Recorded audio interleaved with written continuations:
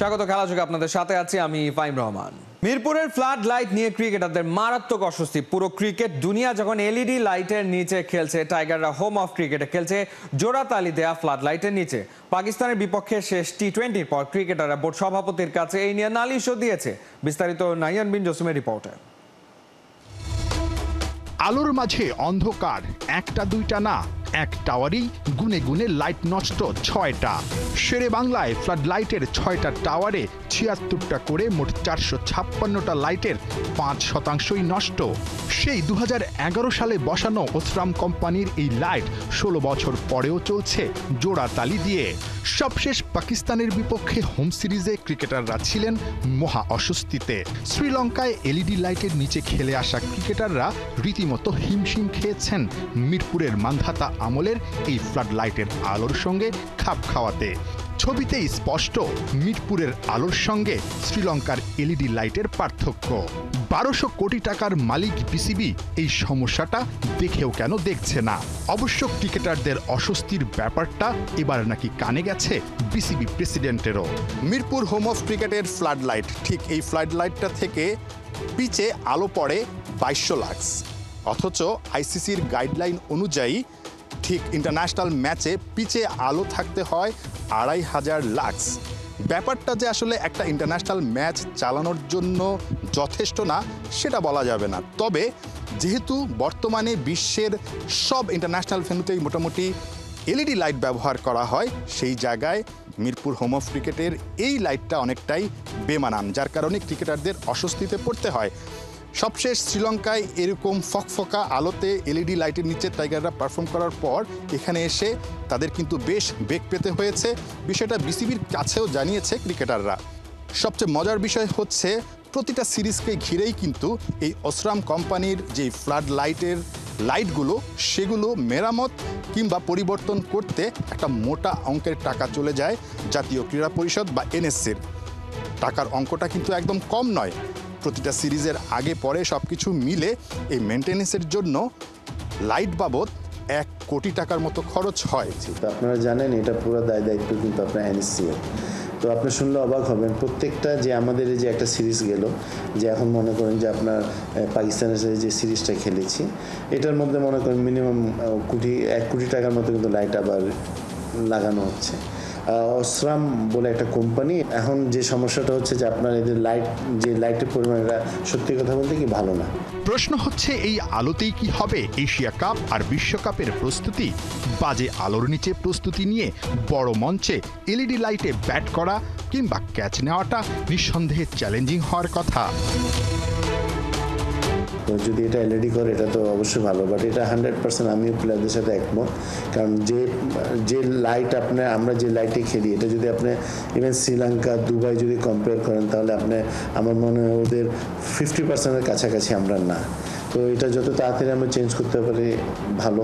এবং এইটা আরেকটা যেটা হচ্ছে যে আমরা কিন্তু এখানে প্রচুর টাকা আমাদের লস হচ্ছে, যে আপনার প্রত্যেকটা সিরিজের পর কিন্তু আমরা আপনার লাইট চেঞ্জ করতে হচ্ছে।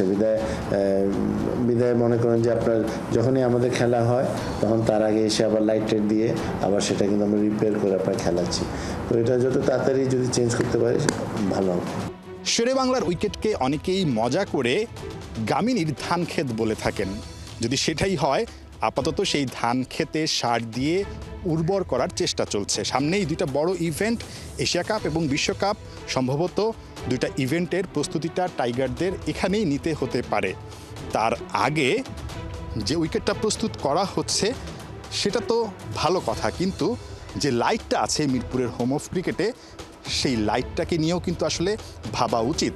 কম সময়ের মধ্যে হয়তোবা এই লাইটটা প্রতিস্থাপন করা সম্ভব হবে না, তবে প্রতি সিরিজ শেষে বা আগে যেভাবে আসলে কোটি টাকা খরচ করে এই লাইটের মেরামতটা করা হয় সেটা কিন্তু খুবই দুঃখজনক।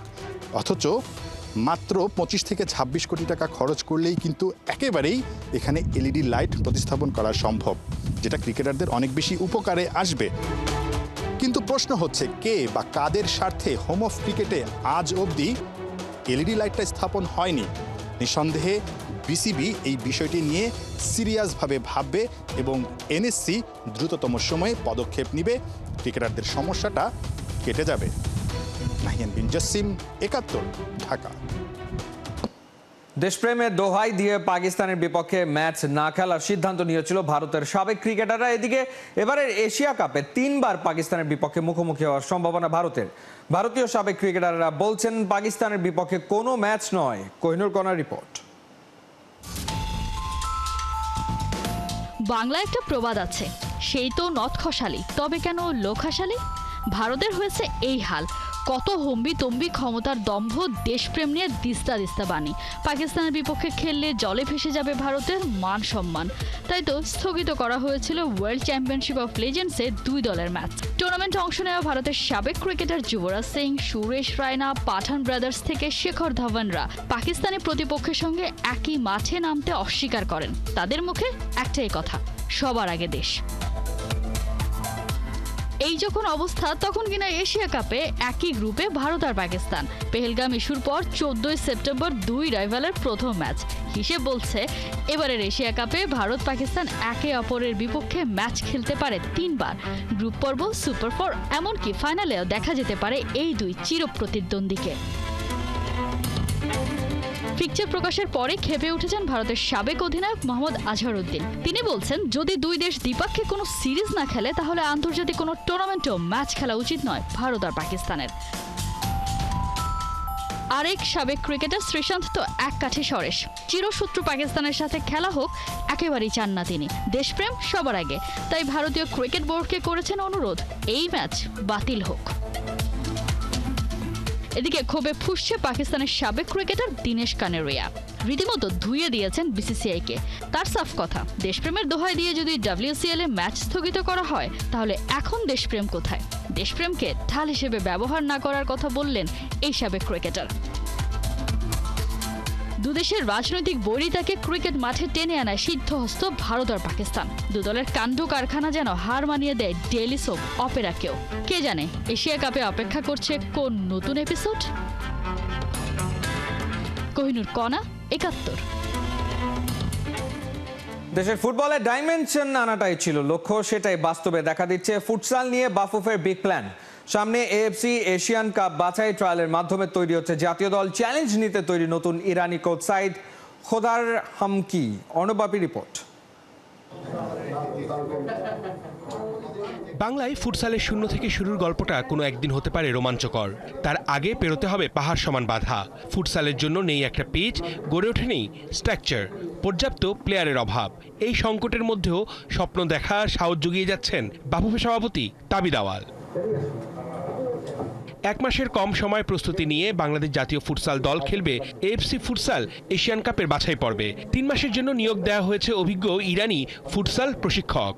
Futsal was born in your country. Congratulations to Bangladesh Football Federation and all people in Bangladesh. Hey, my friend, after 5 years, 2 years, 1 year, 1 month, I go back to my country. Please, everybody hand to hand. Please, everybody support. ইরানে futsal শুরু হয়েছে 35 বছর আগে। ওরা এশিয়ার power house. বাংলাদেশে কেবল শুরু। বাফুফে সভাপতির আশা এই শুরুটাই একদিন নিয়ে যাবে অনেক দূর। ফিফার সাথে চেষ্টা করব যৌথভাবে কাজ করে ফুটসল ইনফ্রাস্ট্রাকচার আরো ডেভেলপ করার জন্য, যেটা এই মুহূর্তে আমাদের দেশে নাই। তো এটা একটা নিউ ডাইমেনশনে চলে যাচ্ছি। তো আমরা প্রমিস করেছিলাম যে ফুটবলটা মাল্টি ডাইমেনশনাল হবে।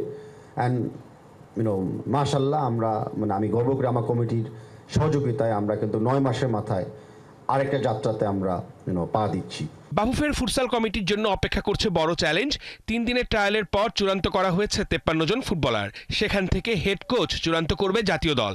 আমাদের দেশে 630 জন প্লেয়ার এসে ট্রায়াল দিয়ে গেছেন। ইট ওয়াজ এ ওপেন ট্রায়াল, ট্রান্সপারেন্ট। সেই ট্রায়ালের থেকে 53 শর্টলিস্ট করা হয়েছে, বেসিক্যালি 52। আর একজন হচ্ছে গিয়ে প্রবাসী কোটায়, আমরা যার সম্বন্ধে আমরা জানি যে সে ভালো খেলে। তো প্রেসিডেন্ট বলেছেন সেই ব্যাপারেও আর কি সাপোর্ট, যে প্রবাসীদেরকে সাপোর্ট করার জন্য। AFC ফুটসাল বাছাইয়ের অভিষেক আসরে কঠিন গ্রুপে বাংলাদেশ, ইরান, স্বাগতিক মালয়েশিয়া, সংযুক্ত আরব আমিরাতের বিপক্ষে লড়তে হবে লাল সবুজদের। অর্ণব বাপি, ৭১। মায়ামিতে পৌঁছে গেছে লিওনেল মেসির বডিগার্ড। বিশেষ আয়োজনে আর্জেন্টাইন মিডফিল্ডারকে বরণ করে নিল ইন্টার মায়ামি। সিনসিনাটির বিপক্ষে ম্যাচের আগে ঘরের মাঠে ক্লাব মালিক হোর্হে মাস মনে করিয়ে দিয়েছেন তিনি বিশ্ব চ্যাম্পিয়ন। অভিষেক আয়োজনের নতুন ঠিকানায় নিজের স্বপ্নের কথা বলেছেন ডি পল। খালিদ জামিলের রিপোর্টে বিস্তারিত। সিনসিনাটির বিপক্ষে ম্যাচ ইন্টার মায়ামির, তবে মাঠের লড়াইয়ে যেন মনোযোগ নেই কারো। সবার নজর গ্যালারির একটা নির্দিষ্ট কোণে, কারণ সেখানেই যে বসা লিওনেল মেসি। এই ম্যাচের স্কোয়াডে নেই আর্জেন্টাইন তারকার নাম। অলস্টার ম্যাচ না খেলায় পড়েছেন সাসপেনশনে। পাশেই এলএম10-এর সাথে রং মিলিয়ে শার্ট পরা ডি পলকে দেখা গেল। বডিগার্ড নিয়ে বসে আছেন দুনিয়ার সেরা তারকা। বাস ম্যাচ আর দেখে কে? সিনসিনাটির বিপক্ষে ম্যাচ শুরুর আগে অবশ্য ছিল ডি পলের রিসিভিং সেরিমনি। ক্লাব ওনার হোর্হে মাস মনে করিয়ে দিলেন সে ওয়ার্ল্ড চ্যাম্পিয়ন এবং এই মুহূর্তে বিশ্বসেরা মিডফিল্ডারদের একজন। আর সে আগামী 6 মাসের জন্য অন্তত গায়ে চড়াচ্ছে ইন্টার মায়ামির ওই পিঙ্ক জার্সিটা। টানেল থেকে ডি পলের এন্ট্রিটা ছিল বেশ সিনেম্যাটিক। দুই সন্তান ফ্রান্সেসকা আর বাউতিস্তাকে নিয়ে মাঠে ঢোকেন। মাইক্রোফোন হাতে নিয়ে আলবি সেলেস্তে মিড স্প্যানিশে জানিয়েছেন নিজের লক্ষ্যের কথা। ধন্যবাদ জানিয়েছেন তাকে স্বাগত জানানোর জন্য। বলেছেন সবটুকু উজাড় করে দেবেন মায়ামির জন্য। একসাথে শিরোপা জিততে চান, তৈরি করতে চান ইতিহাস। বেশ কদিন আগেই ডি পলের যোগ দেওয়ার কথা ছিল মায়ামির ডেরায়, তবে ভিসা জটিলতায় সবকিছু হয়নি সময় মতো। তাই সিনসিনাটির বিপক্ষে ম্যাচটাও মিস হয়েছে তার। মেসির সাথে খেলা দেখতে হয়েছে দর্শক সারিতে। মেজর লিগ সকারের ক্লাবে নাম লেখানোর সিদ্ধান্তটা ডি পলের জন্য সহজ ছিল না, কারণ তিনি খেলছিলেন ইউরোপিয়ান জায়ান্ট আতলেটিকো মাদ্রিদের হয়ে। সেখান থেকে 6 মাসের ধারে এসেছেন মায়ামিতে। তবে ক্লজে উল্লেখ আছে চাইলে ওকে স্থায়ীভাবে কিনে নেয়ার সুযোগ থাকছে। যদিও মেজর লিগ সকার কিংবা মায়ামিকে অনেকেই কৌতুক করে বৃদ্ধাশ্রম বলেন। ডি পলের বয়স তো মোটে 31। এখনই কি আমেরিকায় নিজের ক্যারিয়ার 6 মাসের বেশি দীর্ঘ করবেন? সেটা অবশ্য অনেকটাই নির্ভর করছে দলের বড় ভাই মেসির ওপর। হেড কোচ হাভিয়ের মাসচেরানো বেশ খুশি ডি পলকে পেয়ে। সিনসিনাটি ম্যাচের পর গণমাধ্যমকে বলেছেন এটা মায়ামির জন্য একটা ঐতিহাসিক সাইনিং। এই মুহূর্তে আছেন ক্যারিয়ারের প্রাইম টাইমে। সে MLS এর দলটাকে আরও শক্তিশালী হয়ে উঠতে সাহায্য করবে। মাসচেরানো আশা করছেন ডি পলের কাছে যে প্রত্যাশা সেটা তিনি পূরণ করতে পারবেন দারুণভাবেই। বৃহস্পতিবার থেকে শুরু হওয়া সামার ট্রান্সফার উইন্ডোয় মায়ামির সবচেয়ে বড় সাইনিং এই D Paul. The little engine খ্যাত আর্জেন্টাইন কাতার বিশ্বকাপ থেকে বেশ পরিচিত বডিগার্ড হিসেবেই। কারণ লিওনেল মেসিকে বৈধ কিংবা অবৈধ উপায়ে বাধা দিতে আসা প্রতিপক্ষকে বিভ্রান্ত করার দায়িত্বে থাকেন তিনি। মায়ামিতেও হয়তো সেটাই করবেন ডি পল। খালিদ জামিল, 71। একে তো নিষেধাজ্ঞায় নেই মেসি, তারপর ঘরের মাঠে সিনসিনাটির বিপক্ষে গোলশূন্য draw. Inter Miami coach Mascherano ছিলেন ক্ষুব্ধ। ধুয়ে দিয়েছেন MLS অথরিটিকে। সোজা সাপটা এনেছেন লিগ কর্তৃপক্ষের। মেসিকে কেবল দর্শক টানার উপলক্ষ হিসেবে ব্যবহার করার অভিযোগ। বিস্তারিত রায়ান আহমেদের রিপোর্টে। নিষেধাজ্ঞার কারণে ছিলেন না সিনসিনাটির বিপক্ষে ম্যাচের একাদশে, তবে লিওনেল মেসি ঠিকই হাজির স্টেডিয়ামে দলকে সাপোর্ট দিতে। সঙ্গে মাত্রই মায়ামির জার্সি গায়ে চড়ানো ডি পল। এই আর্জেন্টাইন ফরওয়ার্ড ছাড়া তার দল করতে পারেনি সুবিধা, নিতে পারেনি আগের লেগে হারের প্রতিশোধ, বরং ঘরের মাঠেই ড্র করেছে সিনসিনাটির বিপক্ষে। ম্যাচ শেষে ক্ষুব্ধ মায়ামি কোচ হাভিয়ের মাসচেরানো তাই রাখেননি কোনো রাগঢাক। সোজা সাপটা ধুয়ে দিয়েছেন মেজর লিগ সকার কর্তৃপক্ষকে। গেল সপ্তাহেই MLS কমিশনার ডন গার্বার লিগটাতে মেসির পজিটিভ ইম্প্যাক্ট নিয়ে করেন উচ্ছ্বসিত প্রশংসা। তার কয়েকদিন না পেরোতেই অলস্টার্স ম্যাচে বিশ্বকাপজয়ী না খেলায় তাকে দেওয়া হয় 1 ম্যাচের নিষেধাজ্ঞা। এ প্রসঙ্গে মাসচেরানো করেন কড়া সমালোচনা। আমি সাধারণত অন্যদের সিদ্ধান্ত নিয়ে মন্তব্য করি না, তবে এটা সত্যি অদ্ভুত। একদিন একটা কথা বলা হয় আর পরদিন তার উল্টোটা হয়। খানিক বাদে মেসিকে MLS কিভাবে ব্যবহার করছে আর তার ওপর আরোপ করা নিষেধাজ্ঞা বিষয়ে লিগ কর্তৃপক্ষের হিপোক্রেসির দিকে আঙুল তুলেছেন সোজা সাপটা। মেসি অসংখ্য ম্যাচ খেলেছে। যখন টিকিট বিক্রি বা স্টেডিয়ামে ভরাতে তাকে ব্যবহার করা হয় তখন কোনো অভিযোগ থাকে না, কিন্তু যেই না ঘরের মাঠে খেলা তখনই কিনা সে সাসপেন্ড। যদি আবার ম্যাচ খেলতাম তাহলে কি একই সিদ্ধান্ত হতো? এটা ভীষণ হতাশাজনক। সিনসিনাটির বিপক্ষে ড্র প্রসঙ্গে নিজের ভাবনার কথাও মাসচেরানো খোলাসা করেছেন অকপটে। আমি সবসময় খেলোয়াড়দের বলি, যেটা তোমার নিয়ন্ত্রণে আছে সেটাতেই মনোযোগ দাও। আমার হাতে যা আছে তা দিয়েই সর্বোচ্চ চেষ্টা করতে হবে। আমি এখানে MLS বা তাদের নিয়মের সমালোচনা করতে আসিনি। সিদ্ধান্তটার সঙ্গে আমি একমত নই, তবুও আমরা পরিস্থিতির সঙ্গে মানিয়ে নিয়েছি। আমরা স্পষ্টভাবেই জয়ের যোগ্য ছিলাম। এখন সামনে এগিয়ে যাওয়াই লক্ষ্য। আগেই জানা গেছে এই নিষেধাজ্ঞা নিয়ে বেশ আপসেট ছিলেন মেসি। এবার মায়ামি কোচের লিগ অথরিটির আর্জেন্টাইন জাদুকরের প্রতি বিমাতাসুলভ আচরণ নিয়ে এমন খোলামেলা সমালোচনা আগুন দিতে পারে লিওর লিগ ছাড়ার সলতেতে। রায়ান আহমেদ, ৭১। সড়ক দুর্ঘটনায় প্রাণ হারানো পর্তুগিজ ফরওয়ার্ড দিয়াগো জটাকে সম্মান জানাতে এবার নতুন পদক্ষেপ হাতে নিয়েছে তার ক্লাব লিভারপুল। এনফিল্ডে এই ফরওয়ার্ডের স্থায়ী ভাস্কর্য স্থাপনের পাশাপাশি নতুন মৌসুম জুড়ে অল রেড জার্সিতে লেখা থাকবে ফরএভার 20। পর্তুগিজ ফরওয়ার্ডের মৃত্যুর পর ভক্তরা এনফিল্ডে যেসব জিনিস দিয়ে শ্রদ্ধা জানিয়েছেন সেগুলো রিসাইকেল করে তৈরি হবে এই ভাস্কর্য। আসছে মাসের 15 তারিখে বোর্নমাউথের বিপক্ষে সিজনের প্রথম হোম ম্যাচে 1 মিনিট নীরবতার পাশাপাশি স্পেশাল ফ্যান মোজাইকও উন্মোচন করা হবে। তাছাড়া লিভারপুল জানিয়েছে ফ্যানরা যদি ক্লাবের অফিসিয়াল স্টোর থেকে দিয়াগো J20 খচিত জার্সি কেনে তবে লাভের অংশটা চলে যাবে ক্লাবটার দাতব্য সংস্থা LFC ফাউন্ডেশনে।